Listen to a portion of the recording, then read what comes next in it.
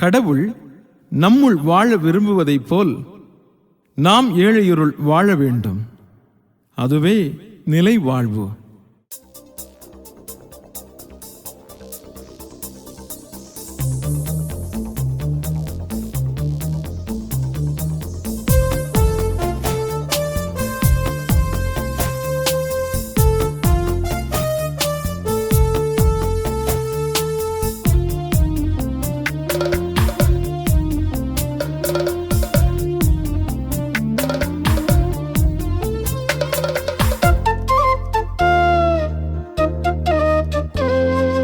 அழியாத உணவே, அகலாத உறவே, அகமெழுந்து உயிர் வாழவா. அழியாத உணவே, அகலாத உறவே, அகமெழுந்து உயிர் வாழவா. அழகான உந்தன் அன்பான சிந்தை, அழகான உந்தன் அன்பான சிந்தை, அகலாக்கி வழிகாட்டவா. ஆ ஆ ஆ ஆ ஆ. அழியாத உணவே, அகலாத உறவே, அகமெழுந்து உயிர் வாழவா.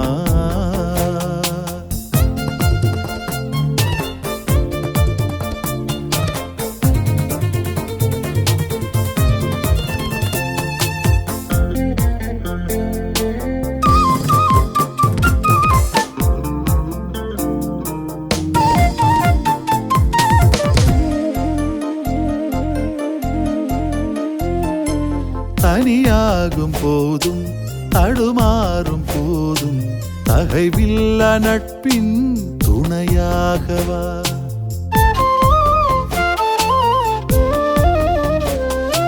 பழி சேரும் போதும் பகை சூழும் போதும் அறிவுள்ள உண்மை உறவாகவா. உண்டான உணவு ஞானம் விட பெரிது, உண்டான பானம் வானம் விட பெரிது. உன்னன்பை உயிருணவாய் உளம் தருகையில் உன்னேய பார்வைகள் உயிர் சேருதே. தசதா மதமம் ரிதசமா, தசதா மதமம் ரிதசமா. அழியாத உணவே, அகலாத உறவே, அகமெழுந்து உயிர் வாழவா.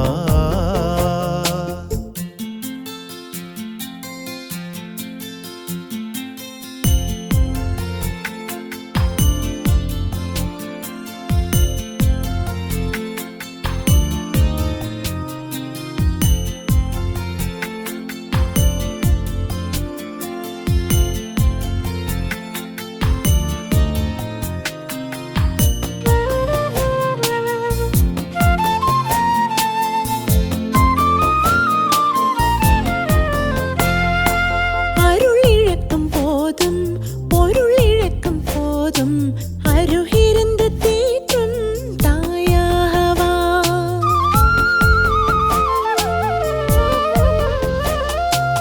உரு இழக்கும் போதும் உயிர் இழக்கும் போதும் உயிர் தந்த நீயே உயிரேற்கவா. நீ தந்த வார்த்தை வழியெல்லாம் ஒளிரும். நீ வாழ்ந்த வாழ்க்கை வாழ்வெல்லாம் விளிரும். நிலையன்பை நீ உணவாய் பகிர்ந்திடுகையில் நிதம் வாழும் இறையாட்சி இகமெங்குமே.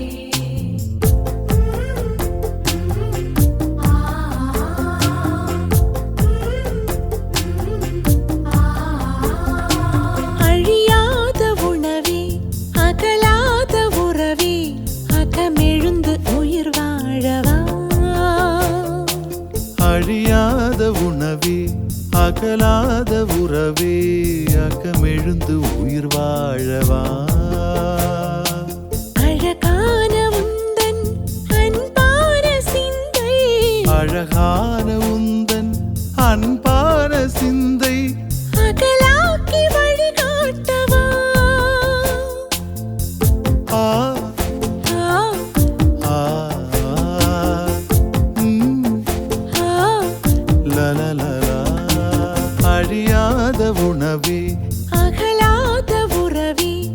அகமெழுந்து உயிர் வாழவா.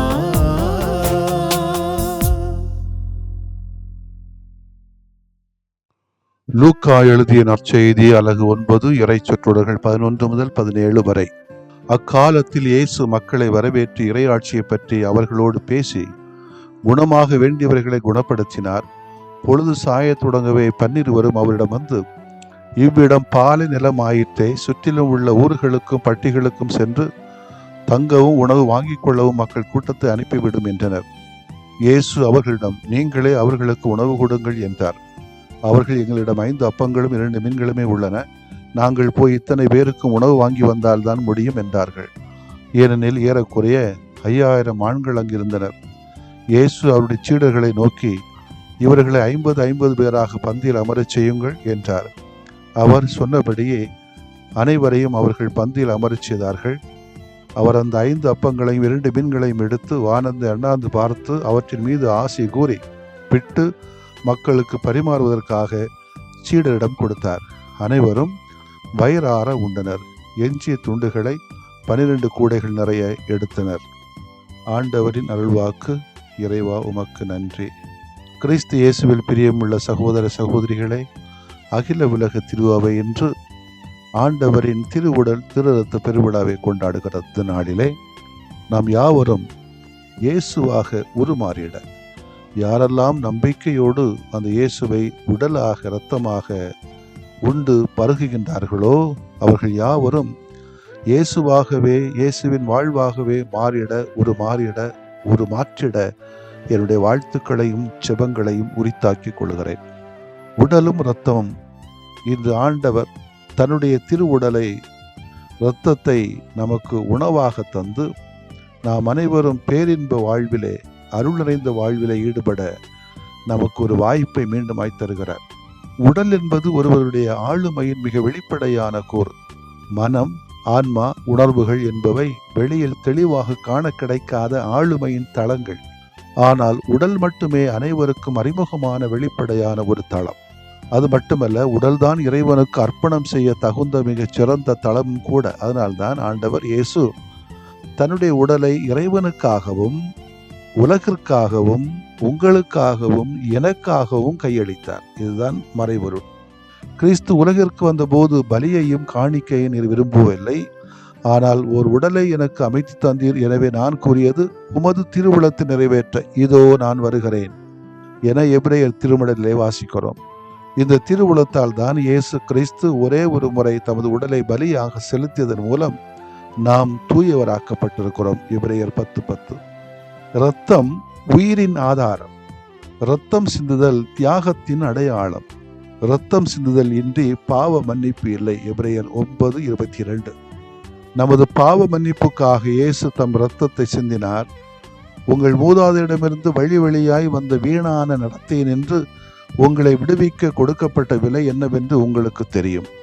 அது பொன்னும் வெள்ளியும் போன்று அழிவுக்குட்பட்டது அல்ல, மாறாக மாசு மறுபெற்ற ஆட்டுக்குட்டியை போன்ற கிறிஸ்துவின் உயர் மதிப்புள்ள இரத்தமாகும். 1 பேதுரு 1:18-19. இதை பேதுரு சொல்லுகிறார்.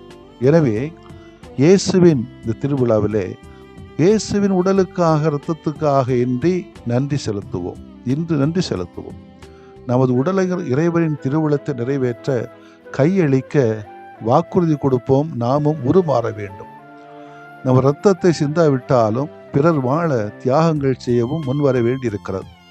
நற்கருணை என்னும் அருமையான மறைபொருளை பற்றி சிந்திக்க சில நொடிகள் நாம் எடுத்துக்கொண்டோம் என்றால் நமக்கே தெரியும் நாம் எங்கே இருக்கிறோம் அப்படின்னு. நற்கருணையை நாக்கில் கொடுப்பதும் கையில் வாங்குவதும் அல்லது கையில் கொடுப்பதும் நாக்கில் கொடுப்பது மட்டுமல்ல நம்முடைய பணி. அதுவாகவே உருமாறிட வேண்டும் என்பதுதான் இயேசுனுடைய ஒரு ஆதங்கம். இயேசு அப்படி உருமாறினார். இயேசு தன்னுடைய அப்பத்தையும் ரசத்தையும் கொடுத்துக்கிட்டு சும்மா இருக்கல. எதை கொடுத்தாரோ அதனுடைய அடையாளமாக தன்னுடைய உடலை இரத்தத்தையும் இந்த உலக வாழ்வுக்காக கொடுத்தார். அது உண்மை, சரித்திர வரலாறு. என் அன்புக்குரிய சகோதரிகளே, இந்த அப்பம் உடலாகவும் ரசம் இரத்தமாகவும் மாற வேண்டும் என்று சொன்னால் நாம் அதற்கு கருவிகளாக மாற வேண்டும். இயேசு தன்னுடைய உடலே நமக்கு உணவாக தந்திருக்கிறார். மிகப்பெரிய பேறு பெற்றவர்கள் நாம். காரணம், வானதூதர்கள் கூட கிட்டாத பேரு அது. எனவே நிலை வாழ்வு தருகிற அந்த உணவை நாம் ஆவலோடு ஆர்வமோடு பற்றுறுதியோடு பெற வேண்டும். வாடிக்கையாக வழக்கமாக இந்த திருவுணவை பெறாமல் ஒவ்வொரு முறையும் புதிய ஆர்வத்தோடு, புதிய உற்சாகத்தோடு, புதிய நம்பிக்கையோடு இந்த விருந்திலே நாம் பங்கு பெற வேண்டும். நம்ம சில பேர் நற்கருணை வாங்கும்போது பார்த்தா வெக்கமாக இருக்கும். கையை அப்படியே நீட்டு அங்கே நின்று நீட்டுவாங்க. ஒரு மரியாதையும் கிடையாது, ஒரு பக்தியும் கிடையாது, ஒரு யாரை வாங்குகிறோம் என்கிற ஒரு இது இல்லாமல் ஏதோ வாங்கிட்டு போகிறோம் என்று போல பார்த்தா அசிங்கமாக இருக்கும் நமக்கு. ஆனால் அவங்களுடைய நம்பிக்கை நான் பாராட்டுகிறேன், அதில் மாற்றுக்கருத்து கிடையாது. அதை ஒரு சில பேர் நன்மை வாங்கணுமா, கையில் வாங்கணுமா, நாக்கில் வாங்கணுமா, எங்கே வாங்கினா என்னையா, அது ரொம்ப முக்கியம் நமக்கு. இப்போ அது முட்டி போட்டு வாங்கணுமா, நின்று வாங்கணுமா, முழங்காலிட்டு வாங்கணுமா, இது பெரிய பிரச்சனை. நமக்கு நாட்டில் பிரச்சனை வேற இருக்குது, அதை பற்றிலாம் நம்ம யோசிக்கிறது கிடையாது. அது முட்டாங்கி போட்டு வாங்கணுமா, அது தலையை மறைச்சிட்டு வாங்கணுமா, இது பெரிய பிரச்சனை நாட்டில் நமக்கு. இதை தாண்டி பல காரியங்கள் நம்முடைய வாழ்க்கையில சிந்திக்க வேண்டி இருக்கிறது. யாரை உள்வாங்குகிறோம், எந்த மரியாதையோடு உள்வாங்குகிறோம், எந்த நம்பிக்கையோடு உள்வாங்குகிறோம், இதெல்லாம் நம்ம விட்டு இன்னொரு கம்ப்ளைண்ட். ஏன்னா சாமியார் மட்டும் ரசத்தையும் அப்பத்தையும் சாப்பிட்றாரு, எங்களுக்கு அப்பத்தை மட்டும் கொடுத்துட்டு ஓடிடுறாரு அப்படின்னு. அதில் பல சிக்கல்களுக்கு கொடுக்கக்கூடாதுன்னு கிடையாது, அதை பெருசாக எடுத்துக்கிட்டு அதை கம்ப்ளைண்டாக கொண்டு வருவாங்க. இந்த இயேசுவின் திருவுணவு திருரத்த பெருவிழா அன்றைக்கு எல்லா கோயிலையும் கூட அதை கொடுப்பாங்க. ஒரு அடையாள செயல் தான் என்று சொன்னாலும் ஒவ்வொரு நாளும் கொடுத்தோன்னா எவ்வளோ நேரம் ஆகும் என்பதெல்லாம் பார்க்க வேண்டியிருக்க. சின்ன க்ரௌடுனா கொடுத்துடலாம், ஆனால் பெரிய க்ரௌடு 10,000 பேர் 20,000 பேர் இடத்துல போய் எப்படி நீ ரசமும் உடுப்பீங்க, கொஞ்சம் ப்ராக்டிக்கல் பிரச்சனைகள் இருக்குது, அதை நான் கொண்டு வரல இப்போ. ஆனால் இதை தாண்டி சில மதிப்பீடுகள், வாழ்வாக்கங்கள் நமக்கு கிடைக்கப்பெற வேண்டும். அன்புக்குரியவர்களே, உண்மையாகவே இந்த உடலாக இரத்தமாக நாம் உருமாற்றம் பெற வேண்டும் என்று சொன்னால் முதலில் நம்பிக்கை வேண்டும், இரண்டாவது நிறைவான மனம் வேண்டும், அந்த இறைவனோடு இயேசுவோடும் மூன்றாவது பிறரோடும் இணைந்திருக்க வேண்டும். அதை நாம் வாழ்வாக்கவும் வேண்டும். வாழ்வாக்குகின்ற பொழுது யாருக்காக? சமூக வாழ்வுக்காக, என்னுடைய தனிப்பட்ட வாழ்வுக்காக அல்ல, சமூக வாழ்வுக்காக இந்த நற்கருணை வீரர்களாக நீங்களும் நானும் மாற வேண்டும். ஒருவேளை கெட்ட பேச்சு வரலாம், அவதூறுகள் வரலாம், வீண் பழிகள் மீது வரலாம், குற்றச்சாட்டுகள் வரலாம், கொலை மிரட்டல்கள் வரலாம், உதவி செய்வதால் ஒருவேளை கடும் சுமைகள் வரலாம், தொற்று நோய் மக்களோடு நோயாளிகளோடு உழைக்கின்ற பொழுது தொற்று நோய்கள் கூட நமக்கு வரலாம். இதெல்லாம் தாண்டி நாம் நற்கருணையாக மாற வேண்டும் என்று சொன்னால் அந்த இயேசுவை போல உயிரை கொடுப்பதற்கு கூட தயாராக இருக்க வேண்டும். அன்புக்கினிவர்களே, முடிந்த வரைக்கும் நற்கருணை வீரர்களாக உருமாற்றுவோம். ஆமேன். மன்றாடுவோமாக. அன்பின் ஆண்டவரே, திருரத்தம் திருவுடல் வழியாக எங்களுக்கு நிலை வாழ்வை தந்தமைக்காக உமக்கு நன்றி செலுத்துகிறோம். அந்த ஒரு விழாவை நாங்கள் பவனிகளில் மட்டும் கொண்டு செல்லாமல் அதை வாழ்வாக்க அதுவாகவே நாங்கள் மாறிட ஆசைப்படுகிறோம், விரும்புகிறோம். எங்களை ஆசீர்வதித்தருளும். அந்த உருமாற்றம் வழியாக எல்லோரும் நிலைவாழ்வு பெறுவதற்காக எங்களை தகுதியாக்கிட எங்களுக்கு தேவையான ஆற்றலை தாரும். நிறைவு தருகின்ற உமது திருவுடலை நான் மதிப்போடு பெற அருள் தாரும். மாபெரும் உமது கொடைக்காக எந்நாளும் நாங்கள் நன்றி சொல்வோம். வாழ்வாலே. ஆமென்.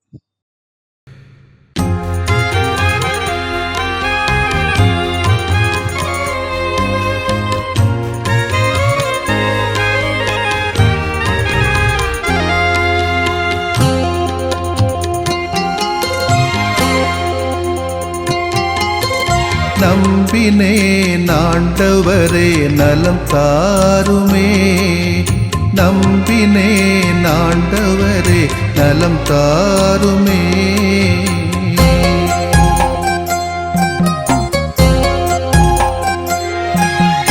உடல் வலியின் வேதனையா உள்ளம் சோர்கிறேன், உம் கரங்கள் தொட்டாலே நலம் பெறுவேனே. உடல் வலியின் வேதனையால் உளம் சோர்கிறேன், உன் கரங்கள் தொட்டாலே நலம் பெறுவேனே.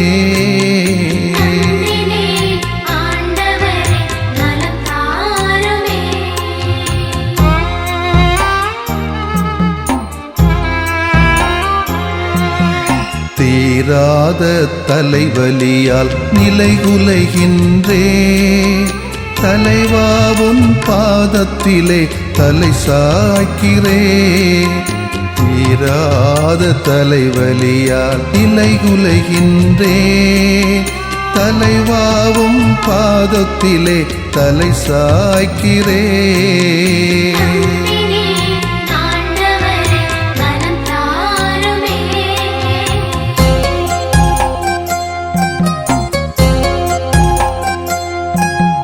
மூட்டுவலி முதுகுவலியால் வீழ்ந்து கிடக்கின்றேன். முகம் வாடி உமை நோக்க தூக்க வாருமே. மூட்டுவலி முதுகுவலியால் வீழ்ந்து கிடக்கின்றேன். முகம் வாடி உமை நோக்க தூக்க வாருமே.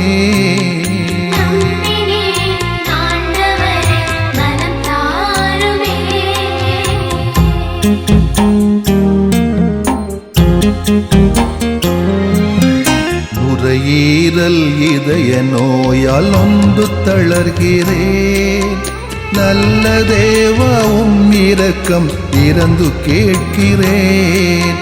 நுரையீரல் இதய நோயால் நொந்து தளர்கிறேன். நல்ல தேவாவும் இரக்கம் இறந்து கேட்கிறேன்.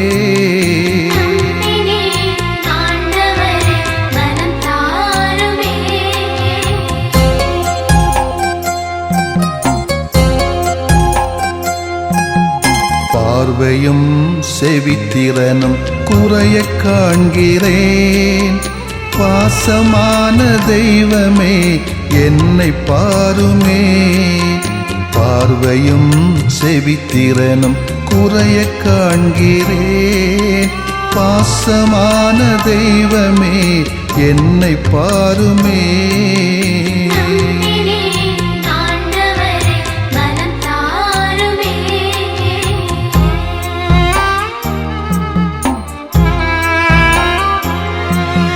நீரிழிவால் புற்று நோயால் நிம்மதி இழக்கிறேன். நீரேவும் வல்லமையால் குணம் தாருமே.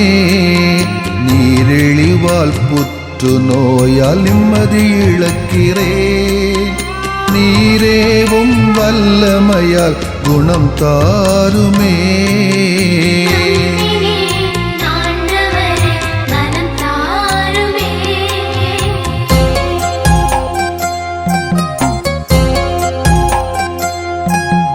வாட்டும் நோய்கள் அனைத்தும் பாதம் ஒப்படைக்கிறேன். வல்ல தேவா ஒரு வார்த்தை சொல்லி தேற்றுமே. வாட்டும் நோய்கள் அனைத்தும் பாதம் ஒப்படைக்கிறேன். வல்ல தேவா ஒரு வார்த்தை சொல்லி தேற்றுமே. நம்பினேன் ஆண்டவரே நலம் தாருமே. நம்பினேன் ஆண்டவரே நலம் தாருமே.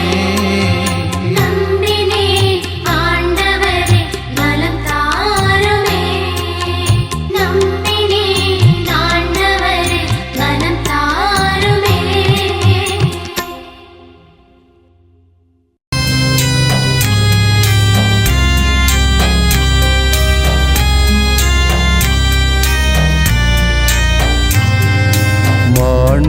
மாண்புயரிவருள் அடையாளத்தை தாழ்ந்து பணிந்து ஆராதிப்போம். பழைய நியம முறைகள் அனைத்தும் இனி மறைந்து முடிவு பெறுக. புதிய நியம முறைகள் வருக. புலன்களாலே மனிதன் இதனை அறிய இயலா. குறைகள் நீக்க நம்பிக்கையின் உதவி பெறுக.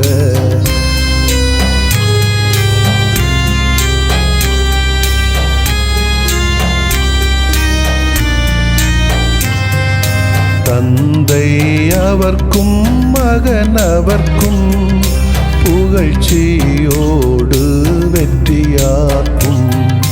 மீட்பின் பெருமை மாட்சிமையோடு வலிமை வாழ்த்து யாவுமாக. இருவரிடம் என்றவராம் தூய ஆவியானவர்க்கும் அளவில்லாத சமப்புகழ்ச்சி என்றுமே உண்டாகுக. ஆமென். வானின்று அவர்களுக்கு அப்பமளித்தீரே, இனிமையெல்லாம் தன்னகத்தில் கொண்ட அப்பம் இதுவே. மன்றாடுவோமாக. இறைவா, இந்த வியப்புக்குரிய அருளடையாளத்திலே உம்முடைய பாடுகளின் நினைவை எங்களுக்கு விட்டு சென்றீ. உம் திருவுடல் திருரத்தமாகியவற்றின் தூய மறைபொருளை வணங்கும் நாங்கள் உமது மீட்பின் பயனை இடைவிடாமல் துய்த்து உணர்ந்து மகிழ அருள்வீராக. தந்தையாகிய இறைவனோடும் தூய ஆவியாரின் ஒன்றிப்பில் இறைவனா என்றென்றும் வாழ்ந்து ஆட்சி செய்கின்ற உம்மை மன்றாடுகிறோம். ஆமென்.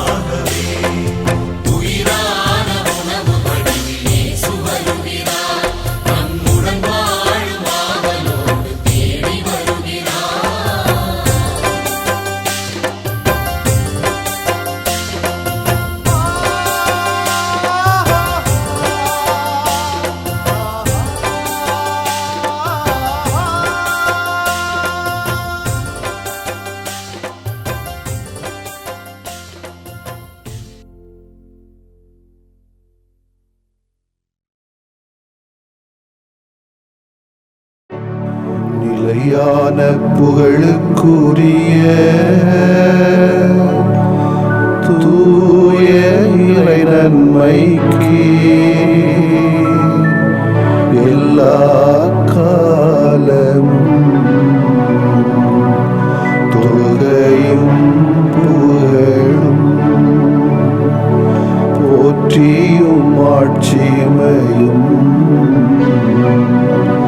உண்டாக கடவது. போற்றியும் ஆட்சிமையும் உண்டாக கடவது. தந்தை, மகன், தூய ஆவியாரின் பெயராலே ஆமென்.